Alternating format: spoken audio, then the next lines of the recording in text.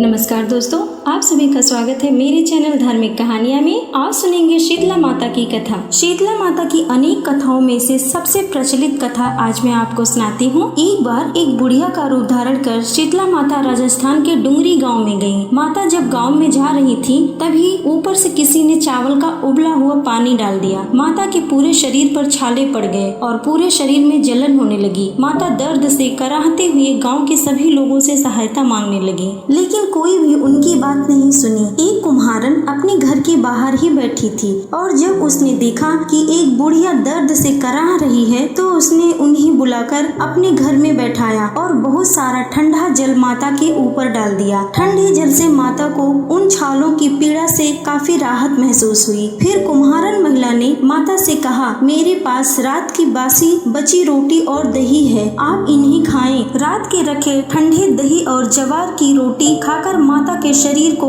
काफी ठंडक मिली। माता ने कुम्हारन से कहा, मेरे सिर में जुएं पड़ गई हैं, उन्हें भी निकाल दो। जब कुम्हारन माता के बाल में जुएं निकालने लगी तो बालों के नीचे छुपी हुई तीसरी आंख देखकर वह डर गई। माता ने कहा, बेटी डरो मत, मैं शीतला माता हूँ और मैं धरती पर यह देखने आई थी कि कौन मेरी पूजा करता है और कौन नहीं। फिर माता अपने असली रूप में आ गई। कुम्हारिन महिला शीतला माता को देखकर भाव विभोर हो गई। उसने माता से कहा, माता मैं तो बहुत गरीब हूँ, आपको कहाँ बैठाऊं? मेरे पास तो आसन भी नहीं है। माता मुस्कुराकर कुम्हारन के गधे पर जाकर बैठ गई और हाथ में झाड़ू लेकर कुम्हारन के घर की सफाई कर डलिया में डालकर उसकी गरीबी को बाहर फेंक दिया। माता ने कुम्हारन की श्रद्धा को देखकर उससे खुश होकर वर मांगने को कहा। कुम्हारन ने हाथ जोड़कर कहा, माता आप वर देना चाहती हैं तो आप हमारे गाँव में ही निवास करें और जो इंसान आपके श्रद्धा भाव से सप्तमी और अष्टमी को पूजा करे और व्रत रखे, आपको ठंडे खाने का भोग लगाए, आप उसकी गरीबी दूर करें। पूजा करने वाली महिला को अखंड सौभाग्य का आशीर्वाद दें। माता ने कहा, बेटी